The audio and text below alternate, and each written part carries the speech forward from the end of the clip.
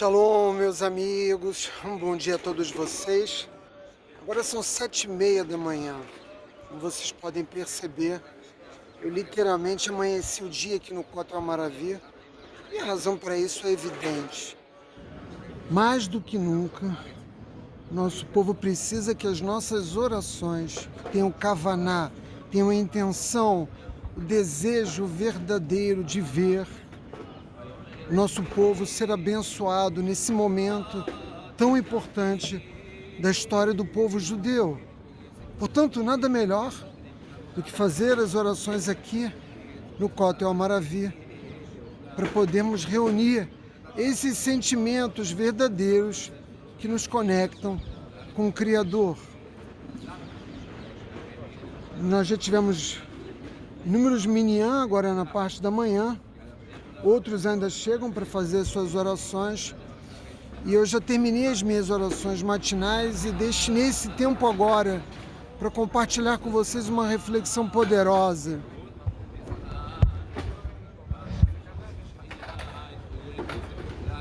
Deixa eu arrumar aqui a câmera, que vocês sabem que eu mesmo tenho que segurar. Hoje é dia 13 de outubro, portanto, 6 dias nos separam daquilo que no futuro passará a ser chamado de a guerra de Simchat Torah.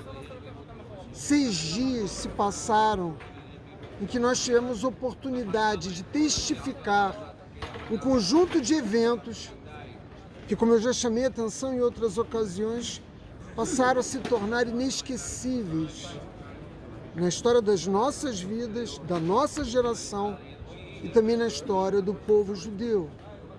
E conforme os dias foram se passando, a partir da data do dia 7 de outubro, que é a data que jamais esqueceremos, à medida em que os dias foram se passando e as forças de defesa de Israel foram reassumindo o controle,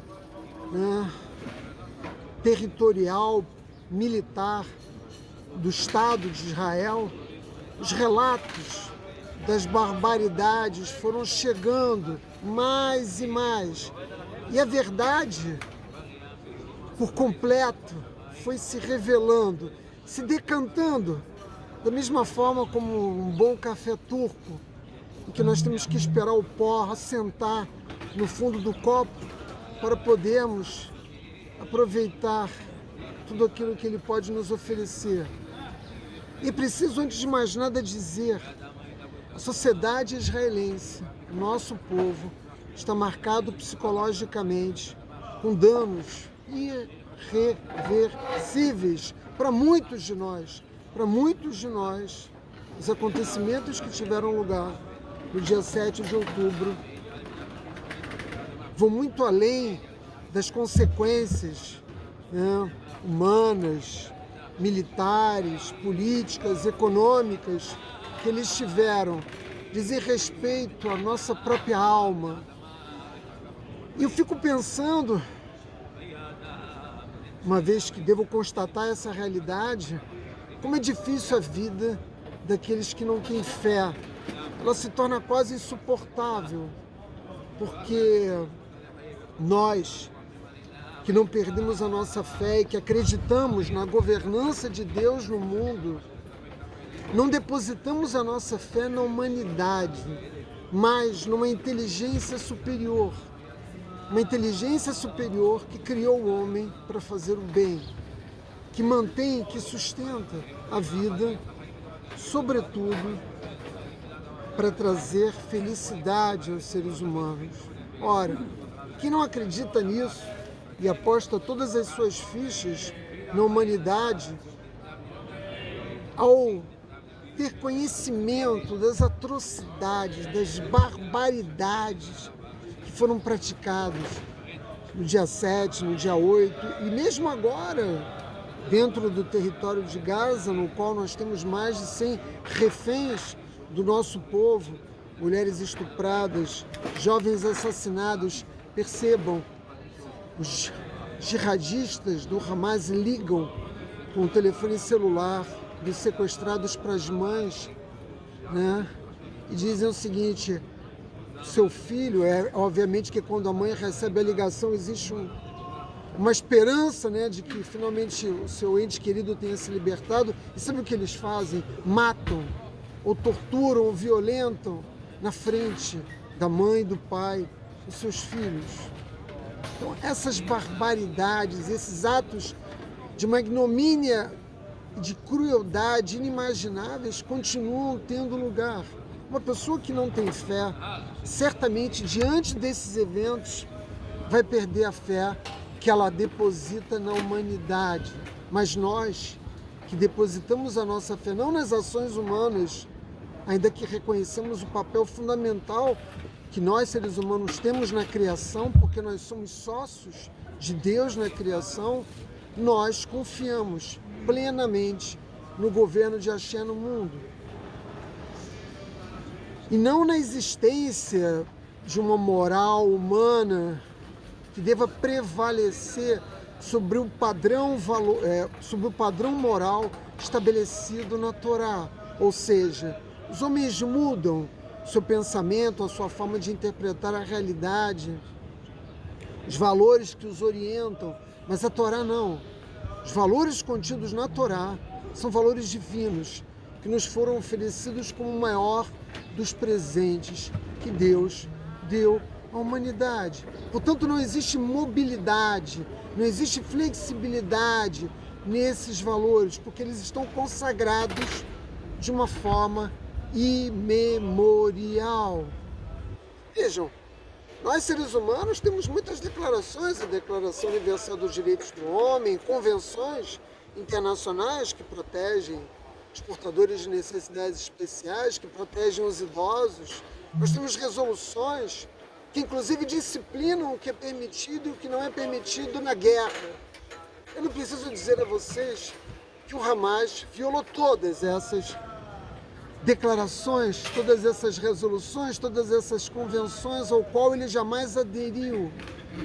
A humanidade, que muitos acreditam que supostamente evoluiu, se afastando de um estado original de barbárie, essa crença generalizada, que é natural que exista porque faz parte da esperança humana, literalmente cai por terra diante dos eventos que têm lugar na guerra de Simchat Torah.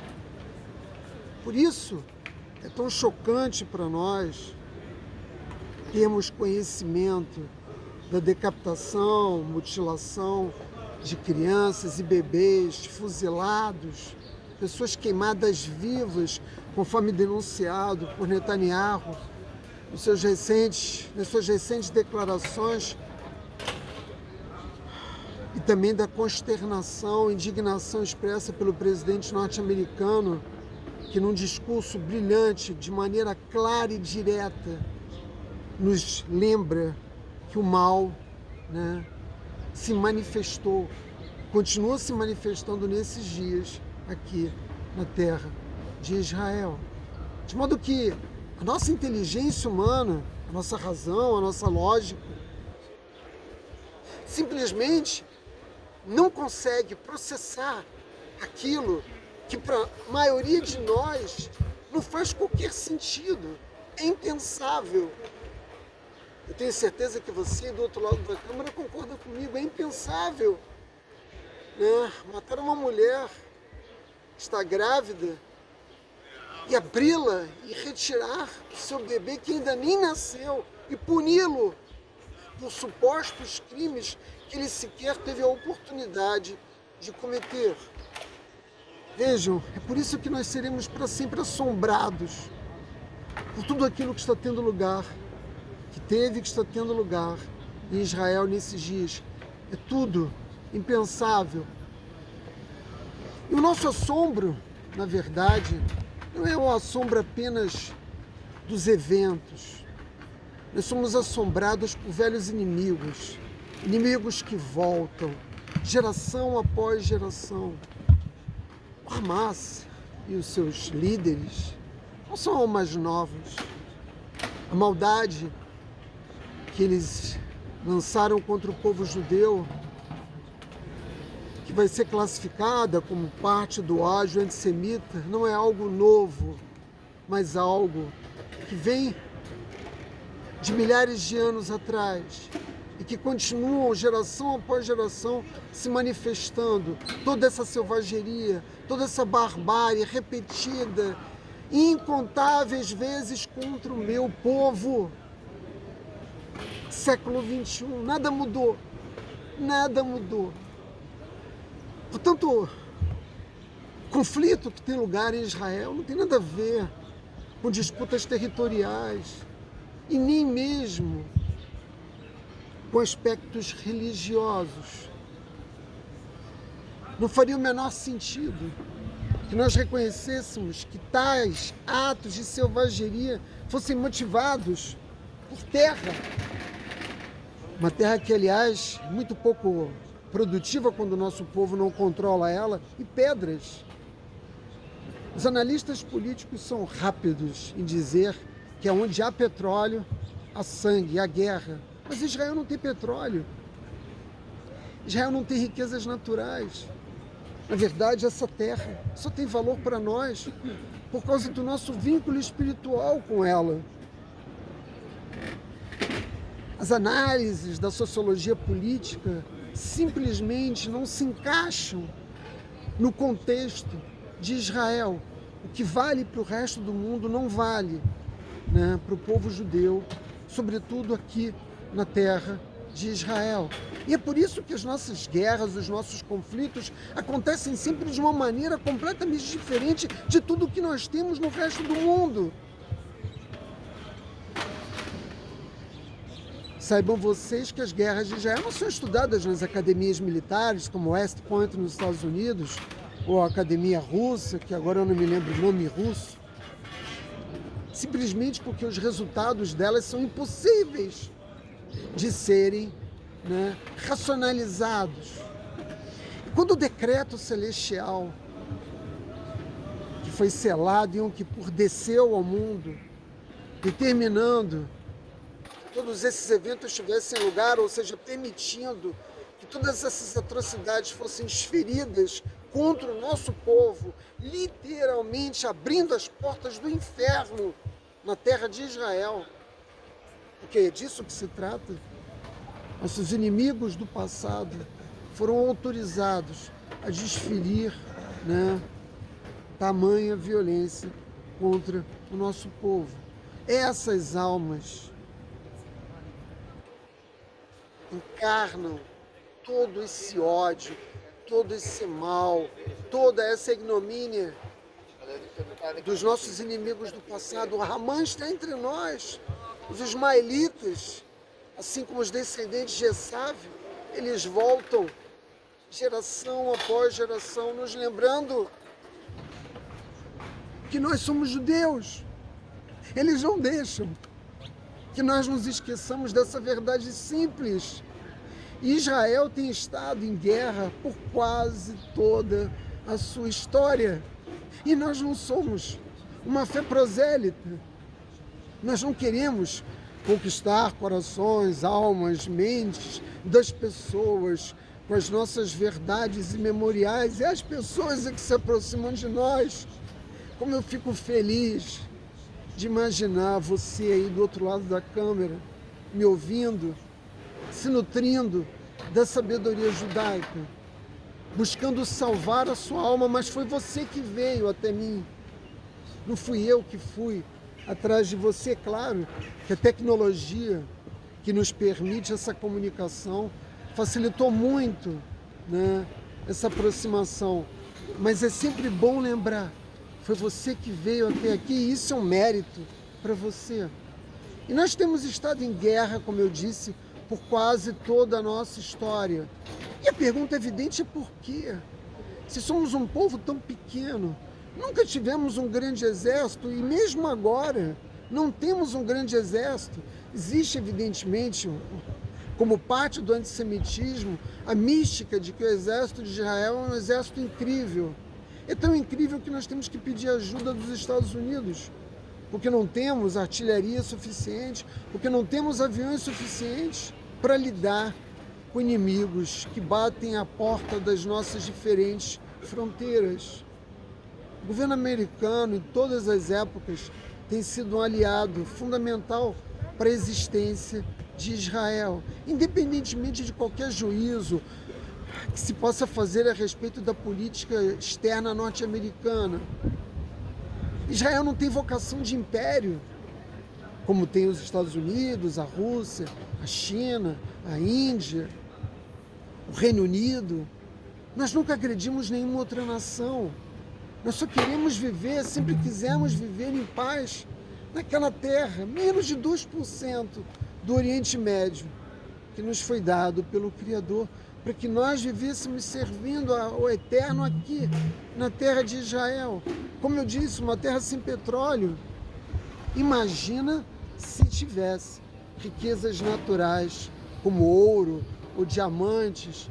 A única riqueza que existe na terra de Israel somos nós, nosso povo. E é por isso que essa é uma guerra de ódio. É por isso que essa é uma guerra para tirar vidas do povo judeu. Porque a única coisa que existe aqui de valor somos nós. A nossa resiliência, a nossa determinação, a nossa fé no Criador. Quando os britânicos governaram Israel, nós começamos a empreender uma resistência, voraz, firme, e que o exército britânico começou a perder vidas aqui, porque o Haganah e outras forças militares, nascentes da resistência judaica, impuseram ao exército britânico grandes perdas. Eles saíram daqui muito rapidamente. Eles entregaram, esse protetorado, chamado de Palestina Britânica, com muita rapidez, porque isso aqui não valia a pena de um ponto de vista econômico, militar, não podia ser explorado, não trazia benefício nenhum, era um peso para o Império Britânico. Miseravelmente, quando eles saíram, eles tiraram inclusive as armas que nós tínhamos para lutar contra todo o mal que teria lugar a partir da Guerra de Independência, mas nós sobrevivemos. Mas o mais importante de tudo isso é lembrar ou buscar compreender por que as guerras contra Israel são sempre tão diferentes de tudo que nós temos no resto do mundo. Eu me refiro, aos conflitos marcados por exércitos regulares. A guerra entre o Japão e os Estados Unidos, para dar um exemplo, a guerra da Rússia contra a Finlândia, ou agora mesmo, da Índia contra o Paquistão na região da Caxemira. As guerras de Israel são sempre muito diferentes daquilo que se convencionou, a confrontação de exércitos regulares. E é por isso que os acontecimentos que têm lugar no curso dos conflitos envolvendo Israel, eles sempre fogem a qualquer princípio de racionalidade ou lógica. Sempre se investe contra Israel, daquilo que é próprio de uma guerra de aniquilação. Os Estados Unidos jogou duas bombas nucleares no Japão, mas nunca foi a intenção dos norte-americanos a aniquilação do povo japonês. E mesmo os alemães não tinham a intenção de aniquilar o povo soviético. Assim como em quase todas as guerras o elemento, da aniquilação não está contido. Mesmo durante o Império Romano, embora de fato eles tenham, simplesmente feito desaparecer cidades-estados, impérios inteiros, nunca foi o principal objetivo do Império Romano a aniquilação de seus inimigos. Mas em Israel não. Toda vez que nós enfrentamos um conflito, e agora eu não me refiro mais a Israel, Medinat Israel, eu me refiro a Israel, eu me refiro aos filhos de Jacó Evino, eu me refiro ao povo judeu. Sempre que existe uma guerra contra nós, é uma guerra de aniquilação. O que foi o Holocausto? O que foi a Inquisição? De que maneira os nossos inimigos atuam contra nós? sempre da mesma forma. E é por isso que eu afirmo, sem restar sombra de dúvida, as almas que habitam Gaza, manifestados pela violência sem limites do Hamas, são almas antigas, são velhos inimigos que voltam para nos assombrar, para nos lembrarmos quem somos nós, o que é o judaísmo, quem é o povo judeu. E a pergunta evidente, a partir dessa reflexão, é por que o nosso povo, afinal de contas, é tão odiado ao ponto de haver um desejo contínuo de aniquilação do nosso povo. É preciso que nós façamos uma reflexão para compreender isso. Os sionistas não vão fazer isso. Os sionistas podem até ser muito bons em lutar as guerras de Israel, mas não de compreender as razões que movem, né, os nossos inimigos e, sobretudo, a forma como Hashem governa a guerra, como ele governa as nações. Hoje, mais do que nunca, eu afirmo, nada mudou. O ódio contra o povo judeu não recrudesceu. Ele é contínuo e ele cresce. Olhos vistos rapidamente em todo o mundo, em toda parte, e também no Brasil, e até mesmo aqui em Israel. E apenas nós, que nos dedicamos ao estudo da Torá, estamos suficientemente atentos, porque nos dedicamos a isso, para podermos responder essa pergunta. Por que somos tão odiados? Porque toda guerra contra Israel é uma guerra de aniquilação. E é preciso dizer que quando Hashem, pela primeira e única vez na história humana, se manifestou para 3 milhões de pessoas, que Hashem revelou a sua face para o povo judeu no Sinai e nos entregou a sua Torá, a sua carta de amor ao nosso povo e, portanto, à humanidade, algo mais desceu dos céus. Não foi só a Torá Kedushá que desceu dos céus, carregada por Moshe Rabbeinu, algo mais desceu. E nós sabemos disso porque a Torá foi entregue no Monte Sinai. E Sinai significa Sinat, ódio. Segundo o Beit HaMikdash, foi destruído por Sinat Renan, ódio gratuito. Quando os céus se abriram e a Torá de Hashem desceu ao mundo, algo mais também desceu. Desceu a maldade, desceu o ódio. É verdade que a humanidade já havia sido poluída pelas impurezas decorrentes do pecado cometido por Adão Rishon e Rava no Gan Eden. Nós sabemos que aquele pecado de comer da árvore, do fruto da árvore do conhecimento, já havia feito misturar, né, na humanidade o princípio do mal, que estava distante, afastado das almas humanas, não fazia parte da nossa essência, mas tudo mudou a partir daquele momento. E quando nós recebemos a Torá, nós tínhamos a oportunidade de corrigir o pecado de Adão, Rishon e Rava, e não conseguimos fazer isso, uma vez que nós também tivemos uma queda moral por ocasião do pecado do bezerro de ouro.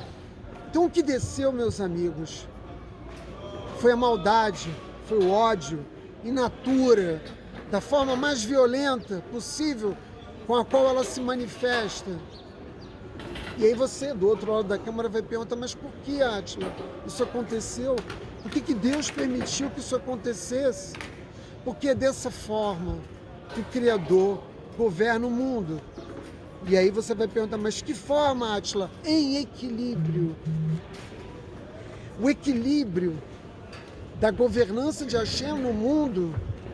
Me desculpa se a câmera está balançando, porque meu braço está ficando dormente.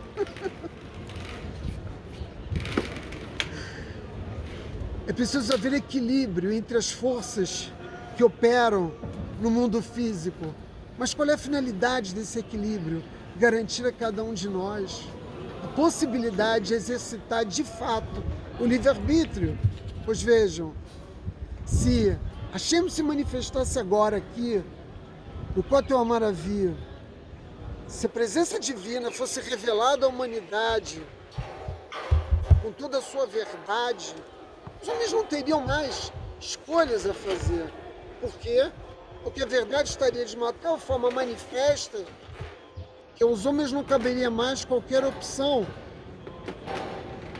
Não haveria mais o que decidir, as coisas estariam de tal forma reveladas que os homens não teriam mais a possibilidade de escolher seus próprios caminhos.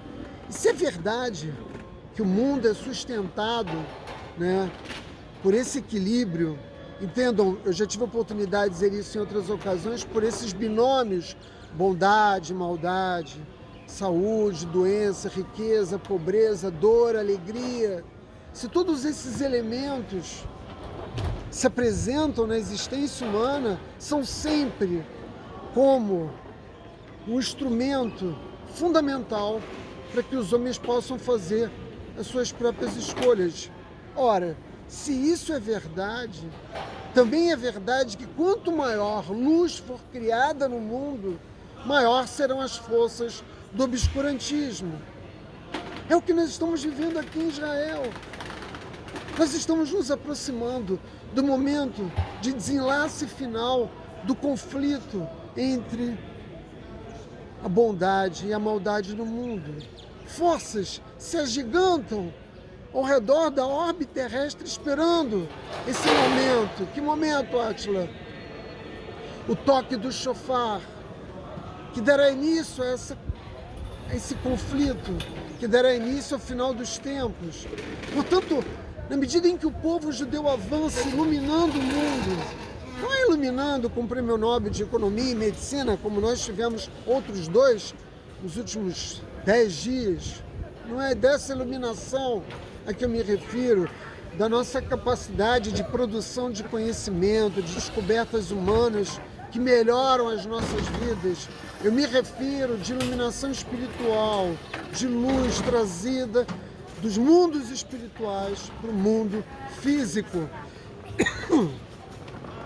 Dessa luz que eu me refiro, meus amigos. E quando nós somos capazes, e estamos tendo tido essa capacidade nesse pequeno lapso de tempo da história humana, porque na maior parte da história os judeus não puderam, não tiveram oportunidade, foram impedidos de manifestar essas verdades contidas na Torá para os seres humanos. Mas como agora nós vivemos um tempo em que eu posso me sentar calmamente aqui no Kotel Amaravi e oferecer a vocês essa sabedoria sem ter medo, a rigor, de ser morto por isso, nós produzimos uma luz no mundo que coloca em risco esse equilíbrio. E é por isso que são desferidos ataques tão brutais e violentos contra o nosso povo. Os nossos velhos inimigos voltam para nos assombrar. Mas há algo nessa tragédia toda que aponta como um sinal positivo de nós termos essa percepção. Quando o obscurantismo se abate sobre o mundo em que nós vivemos, é sinal de que as forças que produzem luz, que iluminam esse mundo, estão tendo êxito em buscar salvar almas no mundo. E a guerra contra Israel, meus amigos, não é uma guerra apenas contra o povo judeu, é uma guerra declarada contra Deus, é uma guerra declarada contra toda a humanidade. É preciso que as pessoas entendam isso. Os maometanos, se não tombarem aqui agora, se não forem impedidos aqui agora, poucos dias se seguirão até que os eventos que tiveram lugar aqui em Israel aconteçam nas principais cidades europeias. E o líder do Hamas conclama a Guerra Santa. E é por isso que eles filmam, entre outras razões, o nosso martírio, as nossas mortes, para encantar o mundo maometano, para estimular, né, que terrorismo, assassinato e ódio sejam desencadeados em toda parte naquilo que eles julgam ser uma guerra santa. Se nós perdermos aqui, a humanidade vai cair. Como eu faço questão de chamar a atenção, estupros, tortura, corpos queimados, carbonizados, decapitados, vão ter lugar nas cidades europeias e em muito pouco tempo também no continente americano.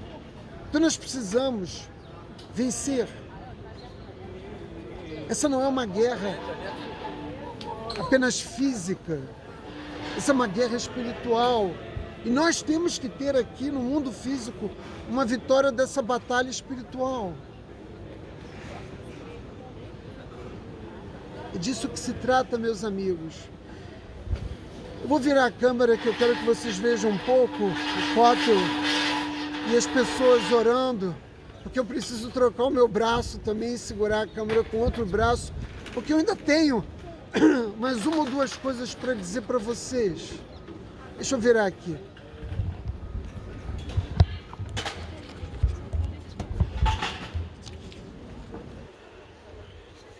Portanto, nós aguardamos ansiosamente, esperamos por geração após geração esse toque do shofar, o desenlace final da guerra que vai retirar a maldade do mundo físico. E nós temos que nos perguntar, porque eu acho que muitas pessoas não estão fazendo uma reflexão adequada, temos que nos perguntar por que os maometanos seguem praticando tamanha crueldade sem qualquer medo das consequências dos seus atos. E aí você vai me perguntar do outro lado da câmera, mas como assim, Átila? Se medir as consequências dos seus atos, vejam, eles filmaram todas as barbaridades que cometeram e eles publicaram esses vídeos. Estão aí disponíveis nos canais do WhatsApp, do Pérolas da Sabedoria Judaica. Eu já tive a oportunidade, com grande tristeza, de publicar algumas dessas imagens. Eles filmaram suas atrocidades sem medo de serem punidos por isso. Que tipo de gente faz uma coisa dessa? Pensando sobre isso, na madrugada dessa noite, no qual eu estava tentando refletir sobre o que dizer a vocês, eu me lembrava das marchas da morte, né, das caminhadas forçadas que o povo judeu foi obrigado a fazer, né, dos campos de concentração, sobretudo Auschwitz, Dachau, né, ou então Stutthof, né, no qual os soviéticos vinham avançando em direção à fronteira leste e os alemães sabiam que eles chegariam na Polônia, onde se concentravam inúmeros campos de concentração, e também na Alemanha, então era preciso apagar as provas de todas as atrocidades que eles haviam cometidos. Os nazistas destruíram documentos, também queriam destruir completamente o nosso povo e forçaram que os judeus caminhassem no frio, sendo torturados para que todos fossem mortos nessas caminhadas. Os nazistas, que suas memórias sejam completamente apagadas, temiam as consequências dos seus atos. Eles sabiam a gravidade do que haviam feito e as consequências disso. Os maometanos não, os islamistas não se ocultam. Eles não se ocultam de nada. Muito pelo contrário, eles se vangloriam de suas atrocidades. Vejam, nós temos dito ao longo de décadas que o Hamas e o OLP são organizações nazi, de inspiração nazi, que operam como nazi. E agora nós vimos que não existe diferença alguma entre o Hamas e o Daesh, o Estado Islâmico, que não existe diferença nenhuma entre a Al-Qaeda ou o ISIS. Eles são todos uma mesma força. E não importa se tem origem em grupos sunitas ou xiitas, atuam da mesma forma. E foi necessário que essas imagens de barbaridade e calamidade chegassem ao conhecimento dos chefes das nações para que, de fato, o Hamas começasse a ser classificado como aquilo que ele é, condenado politicamente por aquilo que ele fez e por aquilo que ele é. Eles não tentam disfarçar nada. Eles não tentam disfarçar nada, e o mundo que se negava a enxergar a realidade, porque afinal de contas, toda vez que Netanyahu ia nas Nações Unidas e denunciava isso, ou quando nós falávamos em qualquer ambiente, são só os judeus, esse problema aí da guerra entre Israel e os palestinos, entre Israel e o mundo árabe, é uma guerra milenar que nunca vai ter solução, não é problema nosso. O mundo colocou diante de si uma viseira diante dos seus olhos, para não perceber a realidade. Mas agora eles sabem, todos nós sabemos. Embora muitos ainda queiram negar esse fato. Sobretudo as esquerdas, não só na América Latina, mas no resto do mundo, querem seguir negando que há uma contradição evidente entre um discurso humanista, entre aquilo que hipoteticamente representaria luz no mundo e o que representa o Irã, o Hamas e seus aliados. Portanto, o mundo recebeu um tapa na cara e começou a ver aquilo, enxergar aquilo que eles não queriam ver. Mas, afinal de contas, o que o Hamas sabe que nós não sabemos? Para terem tamanha audácia de publicarem vídeos no quais eles matam, estupram, de todas as formas possíveis, sem medir suas consequências. É preciso pensar sobre isso. O que eles sabem que nós não sabemos? O que eles sabem é que esse ódio que desceu ao mundo por ocasião da entrega da Torá, esse ódio contaminou as nações do mundo, as 70 nações originais. Essa maldade penetrou nesses povos. Mas como assim, Átila? O Hamas não cometeu erros, né? De um ponto de vista da lógica do seu projeto, né, de poder, eles não cometeram erros. Eles acertaram até aqui. Por quê? Porque eles sabem, né, que essas imagens que mostram o nosso povo sendo morto, assassinado, torturado, vítima de todas as formas de violência, não tem o poder de gerar empatia internacional. Muito pelo contrário, nós estamos vendo as redes sociais serem poluídas de uma forma absurda por antissemitismo, por ódio ao antissemitismo. Eles sabiam que estavam despertando no mundo. Eles sabiam, eles sabem que contam com a solidariedade, né, de multidões para promover o ódio contra o povo judeu, a sua irracionalidade. O mundo tão racional, tão orientado pela lógica, né, como gostam de acreditar os que vivem uma vida secular, não conseguiram entender, não conseguem entender o que de fato está em jogo aqui, o que de fato está em disputa. Não é simplesmente quem vai ficar com um pedaço de terra. Até porque, se nós juntarmos todos os judeus do mundo e todos os palestinos e colocarmos para viver aqui na terra de Israel, ainda vai sobrar muita terra, porque nós não somos povos tão, né, numerosos. A densidade demográfica de Israel, nem de longe, né, seria alta por quilômetro quadrado, se comparados, por exemplo, com países com outras nações do Oriente, né, sobretudo do Sudoeste Asiático, ou mesmo o Japão, não seria um problema, né? O nosso problema nunca foi terras. Mas, vocês que estão me ouvindo, foi como eu disse há pouco, da minha alegria de saber que mais e mais pessoas estão ouvindo, não apenas a mim, mas a tantos outros judeus que se dedicam a difundir as verdades da Torá. Me alegra saber que existam cada vez mais pessoas dispostas a conhecer a verdade e salvar as suas almas. E qual é a verdade, meus amigos? Sem Israel não existe o mundo. E é por isso que a guerra que está sendo travada aqui não é apenas uma guerra por controle territorial, mas uma guerra acerca do futuro da humanidade. Se nós cairmos, o mundo todo cairá junto conosco. Primeiro o Ocidente e depois o Oriente. Mas, Átila, se é verdade que essa guerra tem todas essas implicações, o que nós devemos fazer?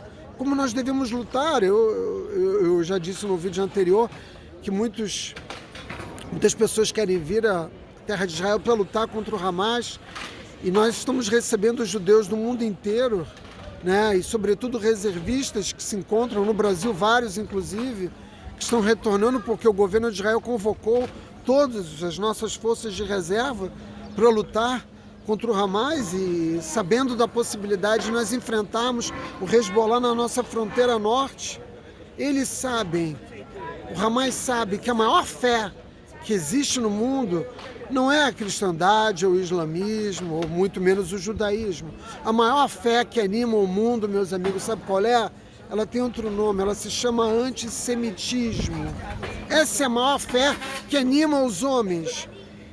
E esse ódio irracional, até certa medida, está sendo explorado de uma forma muito inteligente por parte dos líderes do Hamas. O antissemitismo é a maior fé do mundo. E o judaísmo poderia ser classificado como sinônimo de genocídio. Na verdade, essas expressões praticamente se equivalem, não de um ponto de vista, né, da sintaxe das palavras, mas de um ponto de vista filosófico ou sociológico. A história do povo judeu é a história do genocídio. Mas, Átila, me permitam fazer aqui essa reflexão. Mas, Átila, poucas horas separam o povo judeu do início do Shabat. E nós vamos, nesse Shabat, reiniciar a leitura da Torá Kedushá. Vejam, nós vamos iniciar um novo ciclo com a primeira porção da Torá, Bereshit. Não há nada que você tenha para nos dizer a respeito de Bereshit que possa, além das lições contidas nas suas palavras, animar as nossas almas para as verdades de Deus no mundo? Sim, meus amigos, eu tenho. Eu quero dizer para vocês, e eu vou ser bastante sucinto nisso, porque o vídeo já somam 42 minutos, eu quero dizer para vocês que Hashem disse: façamos o homem a nossa imagem e semelhança. É isso que está contido lá, né, na primeira porção semanal da Torá, em Bereshit 1:26, está lá, façamos o homem. Mas muitas pessoas, ao estudar a Torá pela primeira vez, se perguntam: mas façamos? Hashem não foi quem fez? Não existe unidade na criação? O Todo-Poderoso não é um só, como nós, judeus, temos dito ao longo de milhares de anos? Sem dúvida nenhuma. E quando Hashem escreve na Torá a expressão façamos, naturalmente os mefarshim, comentaristas da Torá, procuram nos ajudar a compreender com quem a Kadosh Baruch Hu estava falando. E o Midrash nos revela: Hashem falava com os anjos, que já haviam sido criados muito antes da criação do universo físico. E quando finalmente Hashem decidiu fazer a sua criação mais perfeita, o homem, a humanidade, Hashem dialogava com os anjos, com a sua legião infinita de servidores nos mundos espirituais. Mas essa explicação midrástica não é a única que existe. Existe uma outra, pelo menos mais uma outra. Deus falava conosco. Deus falava com os homens muito antes mesmo dos homens terem sido criados. E o que Deus estava dizendo? Vejam que os passuquinhos, versos da Torá que se seguem, dizem, entre outras coisas, que Hashem nos deu o poder e o domínio sobre todas as coisas. Hashem criou o mundo para os homens. Nós devemos cuidar com amor dessa criação. As espécies, Animais e vegetais não existem apenas para o nosso prazer, mas nós fomos criados para governar, para exercer império sobre o mundo físico. E a Kadosh Baruch Hu estava dizendo para nós, seres humanos, como parte dessa mensagem memorial, que nós também somos parceiros da criação. Então, quando ele diz façamos, ele está falando conosco. Nós é que devemos fazer. Nós devemos fazer o quê? Do mundo um lugar onde a bondade possa prevalecer. Se é verdade que Hashem criou o mundo para fazer bondade com os seres humanos, imaginem quanta tristeza, quanta decepção, frustração o Criador deve ter pelo fato de nós, que somos a sua criação mais perfeita, não termos sido capazes de entender o que estamos fazendo aqui no mundo físico, qual é a nossa missão e como nós deveríamos viver entre nós, orientados pelos princípios e pelos valores da Torá, que são, sobretudo, valores de amor. A Torá é uma carta de amor que Hashem entregou nas mãos de Moshe Rabbeinu para trazer para a humanidade.